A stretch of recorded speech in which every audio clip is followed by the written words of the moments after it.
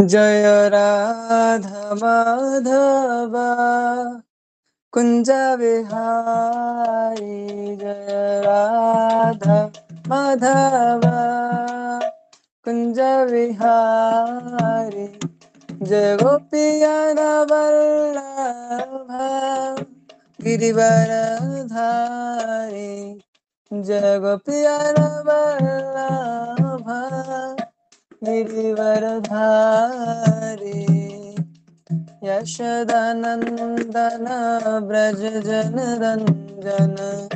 यशोदानंदन व्रज जन रंजन। यमुना तीरा वनचारी। तिरावनचारी।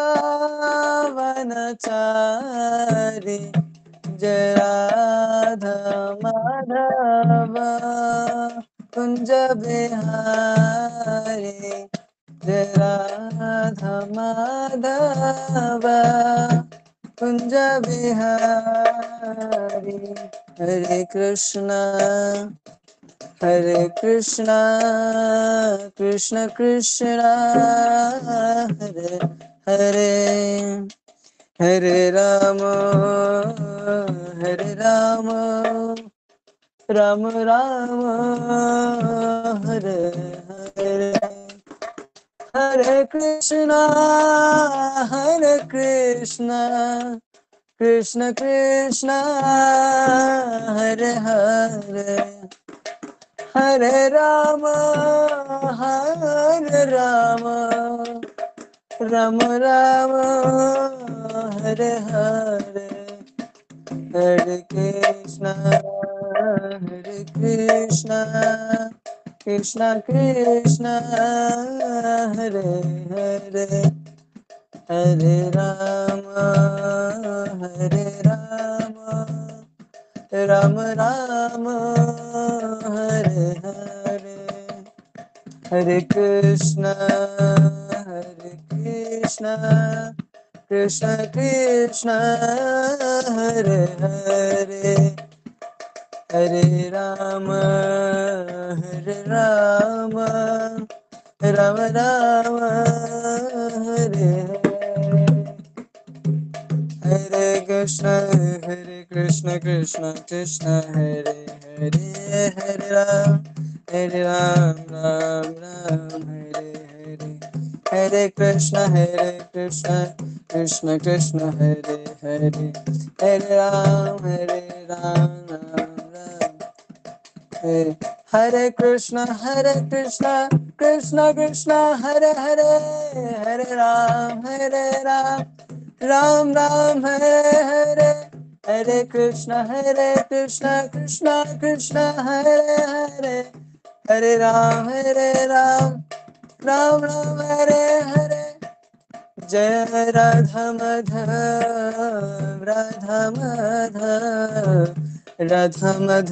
जय राधा माधव। जय कुंज बिहारी जय कुंज बिहारी। कुंज बिहारी जय कुंज बिहारी। जय जय प्रभुपाद।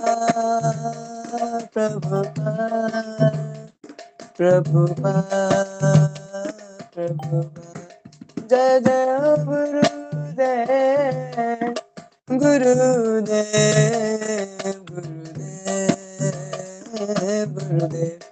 निताय गौर हरि बोल हरि बोल हरि बोल हरि बोल।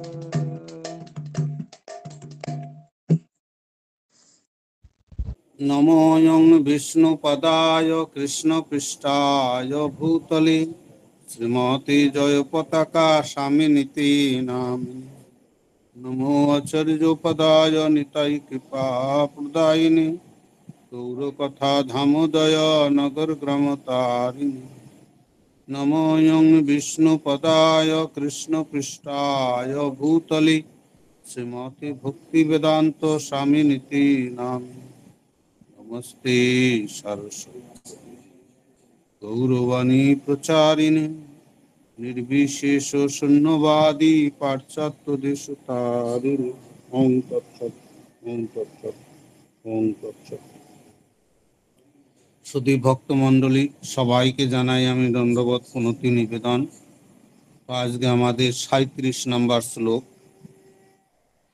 পিবন্তি যে ভাগবত আত্মান শতম কথমৃতম শ্রবণপুটেষু সম্ভৃতম পুনন্তি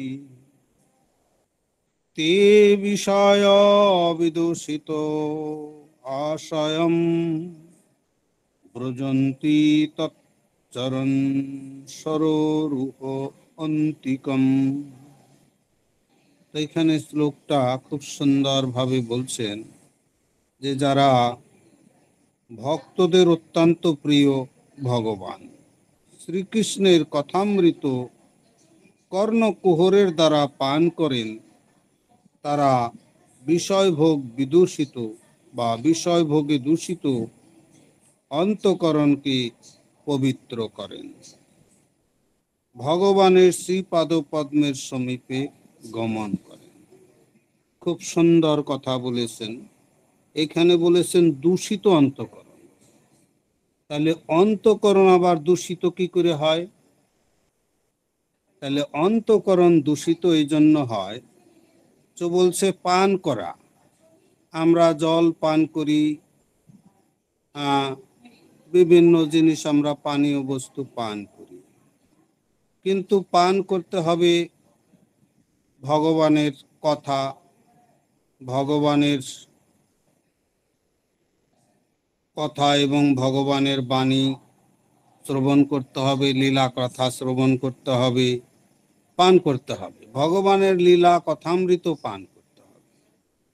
আর এইখানে আমরা তার জায়গায় কি পান করি? কেউ কেউ হয়তো বিড়ি পান করে, সিগারেট পান করছে, ধূম্রপান। কেউ হয়তো মদ পান করছে, কেউ হয়তো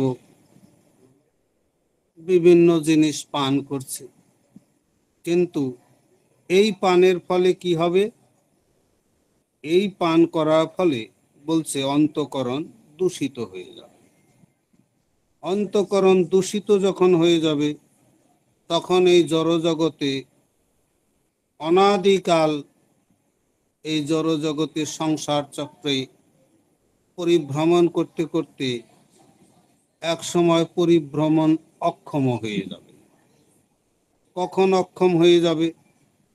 যেমন আমরা দেখি যে কোনো গাড়ি চলছে, গাড়ি চলতে চলতে যখন গাড়ির পেট্রোল বা ইন্ধন না থাকবে, তখন গাড়ি তো চলবে না, গাড়ি তখন আপনা আপনি বন্ধ হয়ে যাবে চলা।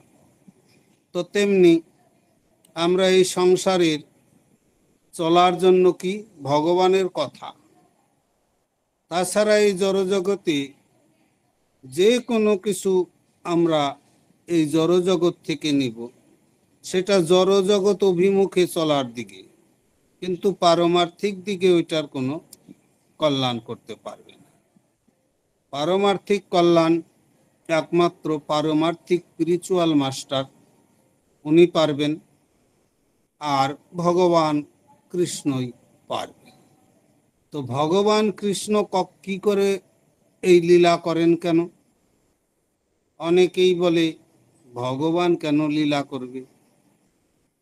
তো ভগবান যদি লীলা না করে, তাহলে জড়জগতের জীব ভগবানকে তো নিরাকার এমনিই বলে।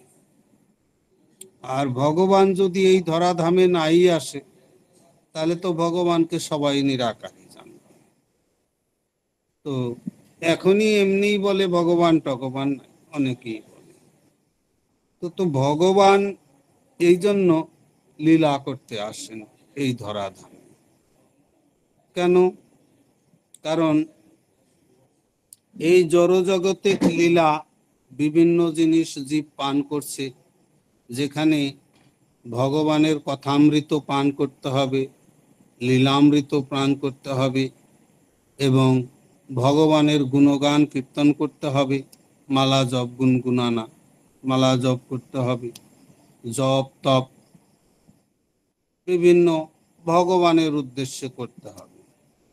তো ভগবানের উদ্দেশ্যে না করে তারা ভ্রান্ত উদ্দেশ্যে করে।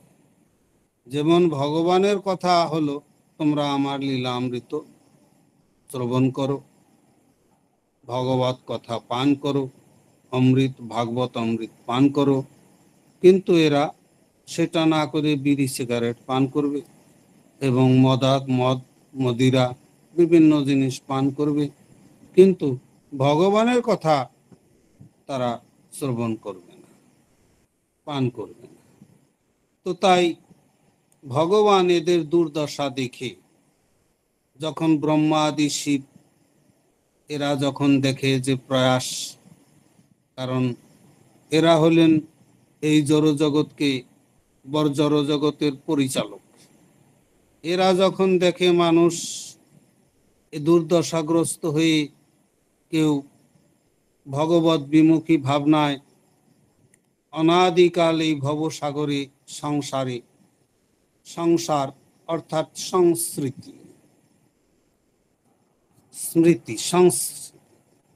সংসার, এই সংসারে অনাদিকাল থেকে পরিভ্রমণ করছে। কিসের মাধ্যমে? যেমন আমরা আমেরিকায় যাই একটা কারের মাধ্যমে বা প্লেনের মাধ্যমে বা ট্রেনের মাধ্যমে যেতে পারি, কিন্তু এই দেহে এই জড়জগতের পরিভ্রমণ করতে হলে জীব আত্মা, বিশেষ করে জীব আত্মা পরিভ্রমণ করে বিভিন্ন দেহের মাধ্যমে। তো কাজেই তাকে কর্ম অনুসারে দেহ পায়। দেহটা কেন পায়, কিভাবে পায়? দেহের মধ্যে যখনই জীব মায়া অপৃতগণা, যখন এই জড়জগতে সে আসে, দেহটাকে, যেটা জড় দেহ, জড় পদার্থ দিয়ে তৈরি, সেই দেহটাকে সে আপন মনে করে, দেহটাকেই প্রিয় মনে করে, দেহটাকেই মূলধন মনে করে, দেহটাই ভগবানের সবকিছুর চেয়ে প্রিয় হয়। জড়জগতে সবচেয়ে নিজের দেহ প্রিয়। তাই দেহকে যখন সে প্রিয় মনে করে, তো তখন এই দেহটা পালার জন্য তখন তার কামনা জন্মে। দেহটাকে পালতে হবে, বাঁচাতে হবে, যত্ন করতে হবে, রাখতে হবে, টিকিয়ে রাখতে হবে। অনাদিকাল এই দেহটাকে টিকিয়ে রাখতে হবে, তার জন্য ব্যবস্থা নিতে হবে, ভালো ভালো খাবারের। এই যে তখনই কামনা আসে, যখনই সে দেহকে নিজের ভাবে, তখনই তার মধ্যে কামনার উদয় হয় যে এই দেহটাকে পালতে হবে, পুষতে হবে, যত্ন করতে হবে, মোটা করতে হবে, এটাকে অনাদিকাল টিকিয়ে রাখতে হবে, যাতে এই দেহটা কোনো বার্ধক্য না আসে, দেহটা যাতে 16 বছরের যুবক থাকে, সবাই চায়। আর তখন সেই দেহটার প্রয়াসে তার বিভিন্ন কামনা আসে, চাকরি করতে হবে, আমাকে বিজনেস করতে হবে, টাকা রোজগার করতে হবে। এই কামনা বশীভূত হয়ে সে কর্ম করতে বাধ্য হয়। আর যেহেতু কর্ম করে, তখন কর্মফল তাকে ভোগ করতে হবে। তো তখন কর্মফল যখনই সে ভোগ করতে হয়, এই কর্মফল, একটা জীবনের কর্মফল হাজার লক্ষ দেহ দিতে পারে, কারণ তার কর্মফল অনুসারে তার কামনা বাসনা আসক্তি বিভিন্ন বস্তুর দিকে থেকে যায়। সেই আসক্তিটাই এক দেহে পূর্ণ হয় না। একটা দেহের মাধ্যমে তার কামনা বাসনা আশা এগুলা পরিপূর্ণ হতে পারে না। তো এক দেহে বিশেষ রসই আস্বাদন করবে, বিশেষ কিছু রস, কিন্তু কোটি কোটি রস আস্বাদনের ইচ্ছা, তো তার জন্য কোটি কোটি দেহ নিতে হয়। কারণ কোটি কোটি রস আস্বাদন করতে হলে একটা দেহের মাধ্যমে গুণাসু নাই, মানুষই একটু বেশি রস আস্বাদন করতে পারে, অন্য অন্য জীব তো পারে না। যেমন একটা গাভী, একটা মানুষ দেহ রাখার পরে সে গাভী হলো, তার কি এক ঘাস হলেই চলবে? সে বলবে না একটু চাটনি লাগবে, একটু চা লাগবে, একটু বিস্কুট হলে ভালো হয়, আমাকে মাছ মাংস মদিরা এই সরকম জিনিস মানুষ চায়, দুধ, রুটি, পায়েস, নানা রকম জিনিস মানুষ চায়। মানুষের রস আস্বাদন বেশি করে, বাকি প্রাণীরা করে না। হাতি এক ঘাস পেলেই যথেষ্ট, সে বলবে না যে আমার জন্য একটু এইটা আনো, পায়েস আনো, একটু পনিরের সবজি আনো বা চা আনো, বলবে না। কারণ সব প্রাণীরই রস আস্বাদনের একটা একটা বিশেষ বিশেষ রস আস্বাদনের প্রতি একটা বিশেষ ঝোঁক থাকে। কিন্তু মানুষ তো অনেক রস আস্বাদন করে, তাছাড়াও সে ঘাস পাতা নানা রকম জিনিসে আসক্তি হয়ে যায়। আসক্তি হওয়ার ফলে তাকে এক দেহের থেকে কোটি কোটি তার কামনা বাসনা থাকে, এক দেহে পূর্ণ হয় না, তাই তাকে কোটি কোটি দেহ প্রদান করে কর্মফল। এইরকম দেহ প্রদান করবে আর খাইয়েই যাবে, কিছু জমা করবে না। যেমন কোনো গাড়ি, কলকাতা গেলেন, তো গাড়ি পার্কিং এ রেখে তো ঘুরবেন। আপনি পার্কিং এ রেখে ঘুরে টুরে গাড়ি যখন নিতে যাবেন, তাকে পার্কিং চার্জ তো দিতে হবে। পার্কিং চার্জ না দিলে তো গাড়ি দিবে না। তো এইভাবে কিছু কিছু মানুষ তারা এই ভব সংসারে আসে, কিন্তু পার্কিং চার্জ 70 বছর এই পৃথিবীতে থাকে, কিন্তু কিচ্ছু করে যায় না। তো তার পার্কিং চার্জ যখন তার মৃত্যুর সময় পার্কিং চার্জ দিতে হয়, সে পার্কিং চার্জ দিতে পারে না, তো দেহ ওই পর্যন্তই সীমিত থাকে, মনুষ্য দেহ। তারপরে সে আর কোনো দেহ পায় না। পার্কিং চার্জ দিবা, তারপরে তো 84 লক্ষ দেহ, বিভিন্ন দেহ পাবা। তো পার্কিং চার্জ না দিলে তো দেহ পাবে না। তো শেষে কেউ বক্তমেব অবক্তমে, কখনো সে ব্যক্ত করতে পারে দেহ, কখনো সে অব্যক্তর মধ্যেই থেকে যায়। তো এইভাবে জীব এই ভব সংসারে নানা রকম কষ্ট ভোগ করে। কেন? তারা ভগবানের কথা পান করে না। তারা বেশিরভাগই বিড়ি, সিগারেট, নানা রকম মদ, দারু, পসানি, হারিয়া, এইসব উল্টা পুল্টা জিনিস পান করে। যার ফলে কেউ কেউ তো আবার রক্তও পান করে, মুরগি বা হাঁস ধরে গলা চিনিগুম্বক রক্ত খেয়ে। তো এইরকম বিভিন্ন জিনিস পান করার ফলে তাদের বিভিন্ন রকম আসক্তি জন্মে। আর সেই আসক্তি অনাদিকাল এইখানে সংসার সাগরে পরিভ্রমণ করে, কখনো ব্যক্ত, কখনো অব্যক্ত। তো ভগবান এর ভক্ত যখন আসে সংসারে, যেমন তারা আগেই দেখে যে মানুষ তো এইরকম দুরবস্থা, এদের কি গতি হবে, ভগবানের কাছে আকুল প্রার্থনা জানায়। তো তাহলে তারা প্রার্থনা জানায়। তাছাড়াও মানুষ এইসব বিড়ি, সিগারেট, মদিরা পান করে সাধারণত নেশাগ্রস্ত হয়ে যায়, আর নেশায় সে ঘুমায়। যেমন একজন ঘুমন্ত মানুষ যদি ঘুমের সময় সে স্বপ্ন দেখছে যে আমি প্রধানমন্ত্রী হয়ে গেছি, অমুক দেশের থেকে অমুক দেশে যাচ্ছি, তো তো দেখছে হাওয়াই জাহাজে চড়ে যাচ্ছে, রাশিয়া যাচ্ছে, রাশিয়ায় নেমেছে, তারে বড় স্বাগতম হচ্ছে। আর ওই সময় হয়তো কেউ ডেকে দিল, এই উঠ উঠ, ও রেগে একদম স্ট্রং হয়ে যাবে, সর্বনাশ করে দিল আমার। কেবল রাশিয়ায় আমাকে ই করেছে, সম্মান জানিয়ে আমাদের রাশিয়ার রাষ্ট্রপতি নিয়ে যাচ্ছে, আর এত লোক, এত সুন্দর স্বপ্ন, আমার স্বপ্নটাই ভেঙে দিল, আমার জীবনের সর্বনাশ করে দিল। তো তখন সে খানিক সময় রেগে একদম কিটিমিটি করে, ওই স্বপ্নটা আবার চালু হয়। কিন্তু স্বপ্ন তো ভেঙে গেলে আর চালু হবে না, ওটা সেই রকমই থাকবে। তো কখনো কখনো মানুষ স্বপ্নে খুব কান্না করে, দেখবেন অনেক সময় কান্না করে। কান্না করে কেন? তাকে সাপে তাড়াচ্ছে, বাঘে তাড়াচ্ছে, কান্না করছে। এই যে দুঃখের কান্না, খুব দুঃখ পাচ্ছে, হায় হায় বাঘ আমাকে কামড়িয়ে খাচ্ছে, সাপ আমাকে কামড় দিল, সবল মারলো, কান্না করছে, হায় হায়। তো দুঃখ কখন যাবে? দুর্দশা। এই যে দুঃখ, এই দুঃখটা কিভাবে যাবে? দুঃখটা যাবে যখন সে জেগে যাবে, যখন তাকে জাগাবে তখন সে দুঃখটা চলে যাবে।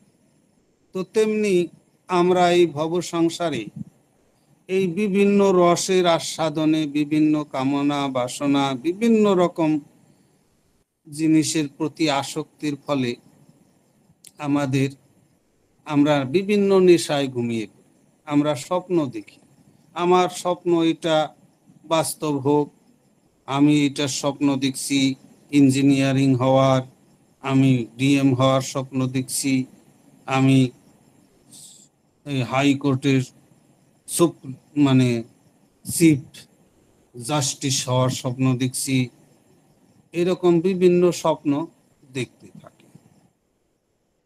তো স্বপ্নে মানুষ যেমন কান্না করে, দুঃখ পায়, তো দুঃখের কিসে যাবে? না, তাকে জাগালে যাবে। আর যদি কেউ জাগায় তাহলে তার দুঃখটা যাবে। তো আমরাও ঘুমিয়ে আছি এই জড় জগতে, ঘুমিয়ে আছি, তাই ভগবান উনি চিন্তা করেন যে এইভাবে যদি ঘুমিয়ে থাকে, ওদের না জাগানো হয়, তাহলে তো ওরা রসাতলে যেতে যেতে দেহও পাবে না, মাটি স্থল অনাদিকাল কষ্ট ভোগ করতে হবে। কারণ এখানে সবাই কান্দার জায়গায়, দুঃখালয় অশ্বাসতম, এখানে সবাই কান্না করবে। তো এই কান্নার থেকে ওদের সুখ দিতে হলে কি করতে হবে? না, জাগাতে হবে। ঘুম থেকে জাগলেই দেখবে তার গলাও কাটে নাই, তার বাঘেও খাচ্ছে না, সাপেও কাটছে না, তার ঘুম ভেঙে গেল, সে জানতে পারলো। তো আমরাও এই সংসারের ভোগের নেশায় ঘুমিয়ে থাকি। যখন ভগবান এই লীলা করতে আসে, ভগবানের লীলা আর ভগবানের কথামৃত, ভগবানের লীলা কথা ভাগবতামৃত, ভগবানের লীলা কথা, ভগবানের নাম জপ, গুণগান, গুনগুনানা, শ্রবণ করনা এবং অনুমোদন করা। অনুমোদন কি? অনুমোদন হলো বিশেষ গুরুত্বপূর্ণ কাজ। যেমন কেউ দেখলো যে ভক্তরা খুব গান গাচ্ছে, কীর্তন করছে, এদের ব্যবস্থা করে দেই খাবার, তাহলে একটু খাবারের ব্যবস্থা করে দিল। এই যে এটা হলো অনুমন্তা, অনুমোদন করলো, সহায়তা করলো। ভক্ত গান গাচ্ছে, তাকে অনুষ্ঠান করছে বা কীর্তন করছে, আরতি করছে, তার একটা বিশেষ সহযোগিতা করা, সহায়ক। তো এটা হলো অনুমোদন করা। তো এইভাবে যিনি অনুমোদন করে, যিনি শ্রবণ করে, যিনি কীর্তন করেন এবং যিনি লীলা কথা স্মরণ করেন, তো এইভাবে ভগবান দেখে যে এই সংসারের সবকিছু স্মরণ করে, সংসারের সবকিছু পান করে, সংসারের কথা শ্রবণ করে এবং সংসারের কথাই স্মরণ করে, যার ফলে সংসার এই আটকা পড়ে যায়। তো এই আটকা পড়া, অনাদিকাল থেকে আটকা পড়ে জীব যে কষ্ট পায়, তো ভগবান তাদের সুখ দেওয়ার জন্য লীলা করে। ভগবান যে লীলাগুলা করেন বিশেষ বিশেষ, সেই মন্ত্রীদের লীলা না বলে ভগবানের যদি লীলা কথা বলে, ভগবানের যদি কথা স্মরণ করে, ভগবানের নাম কীর্তন করে এবং ভগবানের লীলা আদি ভক্তদের সহায়তা করে, তাহলে সে ভব সংসার অনায়াসে পাড়ি দিয়ে ভগবত ধামে যাওয়ার, এটাই বলছে, ভগবানের শ্রী পাদপদ্মের সমীপে গমন করে। তাহলে সে এই সংসারের এই অনাদিকালে বদ্ধ অবস্থা থেকে সে রেহাই পায়। এবং সে ভগবানের ধামে যাওয়ার যোগ্যতা অর্জন করে। তো তাই এইভাবে ভগবান এই বাক্যের মাধ্যমে কত সুন্দরভাবে সুখদেব গোস্বামী বোঝাচ্ছেন যে তাহলে ভগবানের শ্রীচরণ এর যদি ধ্যান করে তাহলেও সে এই ভব সংসার থেকে পাড়ি দিতে পারে। তাছাড়া অন্য কোনো উপায়ে এই ভব সংসার থেকে পার হওয়া যায় না। ভব সংসারে থেকে পার হওয়ার একমাত্র উপায় ভগবানের শ্রীচরণ রূপী নৌকায় আরোহণ বা নৌকার স্মরণ করলে, ভগবানের শ্রী পাদপদ্মের দিকে যদি ধ্যান রাখা যায়, মতি রাখা যায় এবং চিন্তন করা যায়, তাহলে সে এই ভব সংসার থেকে মুক্তি পেতে পারে। অন্যথা কোনো দেবদেবীর পূজা বা কোনো মহাত্মা, অনেক আছে মহাত্মা এই কলিযুগে, তাদের মহাত্মা বলে, কিন্তু বেশি অধিকাংশই কি তারা অধিকাংশই প্রবঞ্চক। যেমন ভগবানকে আনার জন্য ব্রহ্মা শিব প্রচন্ড তপস্যা করেছিল। ব্রহ্মা শিব দেবতাগণ ক্ষীরসাগরের তীরে যেয়ে ভগবানের গুণগান কীর্তন করতেছিল, তখন ভগবান ব্রহ্মাকে কেবল দেখা দিয়েছে, আর কেউ দেখা পায়। তাহলে ব্রহ্মাকে আদেশ দিয়ে দিছে কি কি করতে হবে, উনি কি করবেন। তো এইভাবে দেখা যায় যে ভগবানের কীর্তন করার ফলে এই জড়জগতের সমস্ত দুঃখ দুর্দশা দূরীভূত হয়ে যায়। আর ব্যক্তির কি কথা, ব্যক্তির তো দুঃখ দুর্দশা তার নামেই করতে পারে, সারা সংসারে দুঃখ দুর্দশা দূরীভূত হয়ে যায় খালি ভগবানের গুণগান কীর্তন করার ফলে, ভগবানের কথা শ্রবণ করার ফলে। ব্যক্তি কি থাকতে পারে? কোনো বদ্ধ আত্মা এই সংসারে থাকার কোনো সন্দেহই নাই। নিঃসন্দেহে সে ভগবত ধামে অনায়াসে চলে যায়। আর কিছু কিছু পাখণ্ডী আছে, যেমন ভগবানকে তপস্যা করে আনে, ব্রহ্মা শিব দেবতাগণ স্তবস্তুতি করে এবং ভগবান দর্শন করে বলে দেয় যে আমি আর কিছু কিছু পাখণ্ডী কলিযুগে আছে, তারা কি করে নিজেরাই, তাকে কেউ বলায়ও না, কেউ ডাকেও নাই। ব্রহ্মাদি শিব তো দূরের কথা, গ্রামের লোকেও ডাকে নাই, একদম সাধারণ মানুষও কেউ ডাকে নাই, কিন্তু এসে সে কি বলে, আমি ভগবান পরিচয় দেয়। আর ভগবান পরিচয় দিয়ে সে যা ইচ্ছা তাই সে ড্রামাবাজি করতে থাকে। শিষ্য টিষ্য তারা একবারে ভগবান বলে তাকে পূজাও করে, কিছুদিন পরে উল্টা কাজ করে, আবার মারধরও খায়। আবার কিছু সময় হয়তো মার খেয়ে হসপিটালে যে পুরী থেকে, হ্যাঁ, হসপিটালে কত সেলাই টিলাই পরে 6 মাস হসপিটালেই গড়াগড়ি করে চলে যায়।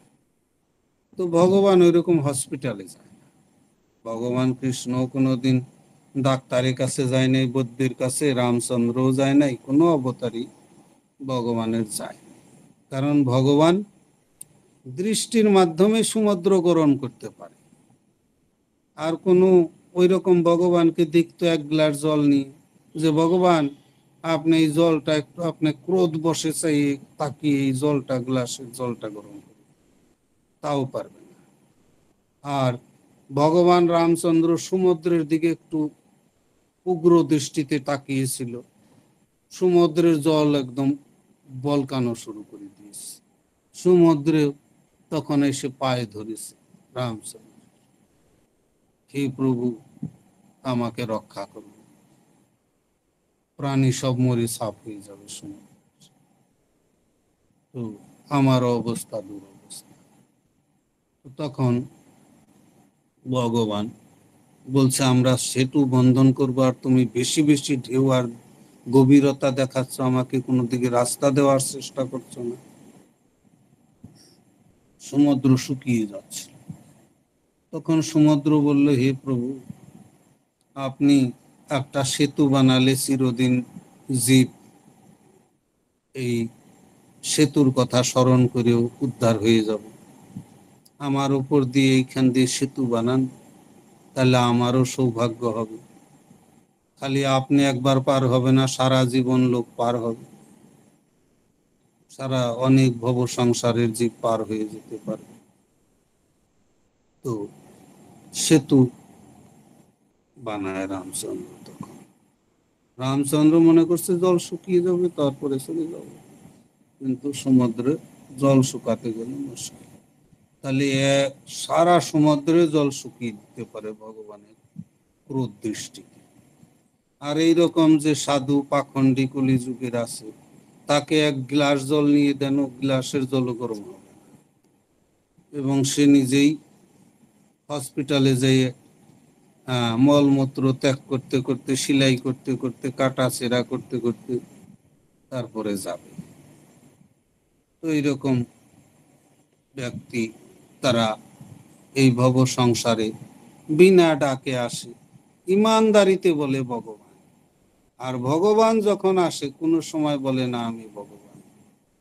ভগবান সাধারণ মানুষের মতো ব্যবহার করে, মানুষকে শিক্ষা দিয়ে, মানুষকে, অধপতির জীবকে, কোটি কোটি জীবকে সে একেবারে উদ্ধার করেন, এবং অনাদিকাল সে উদ্ধার করেন। এখনো কৃষ্ণ কথা বলে কত কোটি কোটি জীব উদ্ধার হয়ে যাচ্ছে, আর কৃষ্ণ থাকতে কত উদ্ধার হয়েছে। আর এই যে তথাকথিত পাখণ্ডী, এদের নাম করলে আরো পাপেই পড়ে যাবে, কোনো কিছু এরা করে না। এরা খালি মানুষের সর্বনাশ করে চলে যায়, নিজেরও সর্বনাশ। তো এইভাবে কলিযুগে অনেক পাখণ্ডী আছে, হরি সাধ, ভেড়া সাধ, গুরু সাধ, ছাগল সাধ, পাগল সাধ, অনেক রকম আছে। তারা এরকম মানে কোনো লীলা না করেই ভগবান সেজে গেছে। আর ভগবান সেজে কোনো জগতের কিছু কল্যাণ করে, নিজের বউ বাচ্চাকেও উদ্ধার করতে পারে নাই, খাওয়িয়ে দিয়ে পেট মোটা করে চলে গেছে। এইরকম কলিযুগে অনেক ভগবান পাখণ্ডীর অনেক আসবে। তো ভগবানের কথা স্মরণ করলেই একমাত্র জীব উদ্ধার হবে, নচেৎ এইসব পাখণ্ডীর কথা স্মরণ করলে অনাদিকাল পাপে মগ্ন হয়ে এই সংসারে পচে গেলে দেহ থেকেও ছুটকারা পেয়ে যাবে, দেহও পাবে না। কারণ দেহ পাওয়ার কাজই তো করে না, যাকে তাকে তো ভগবান বানানো যায় না। আর ভগবান ফ্যাক্টরিতে তৈরি হয় না, যাকে তাকে মনে করলাম ভগবান, উনি মনে করলো ভগবান। ওনার মনের ওনার মনের উপর তো জগৎ সংসার নির্ভর করে না। হয়তো 10 জন মনে করলো ইনি আমার কাছে ভগবান, ওনার মনে করলো আর ভগবান হয়ে গেল না। আর উনির মনে করলো তো ভগবান, ওনার মনে করার উপর সংসার নির্ভর করবে না। হয়তো একজন উনি মনে করছে যাকে ভগবান, আর একজন মনে করছে শালা গরু চোর, শালাকে মারো, মাথা ফাটাও। তো কাজেই মনে করার উপর নির্ভর করে না, শাস্ত্র যেটা বলে সেটা মানতে হবে। শাস্ত্র কথা হলো পরম সত্য। আর যারা শাস্ত্র না চলে যাকে তাকে গরু ভেড়া ছাগল চাঁদ কেউ যে বানায়, তারা নরকে একদম জ্যান্ত অবস্থায় নরকের রাস্তা তৈরি করে, এবং মরার পরে সোজা নরকে গুরু শুদ্ধ গুরু সহ নরকে যে ডুবাডুবি করে। এইরকম কলিযুগ বড় দুরবস্থা। তো আমাদের সময় হয়ে গেছে, তো আমরা এখানে আজকের কথা বিশ্রাম দেব। যে ভগবানের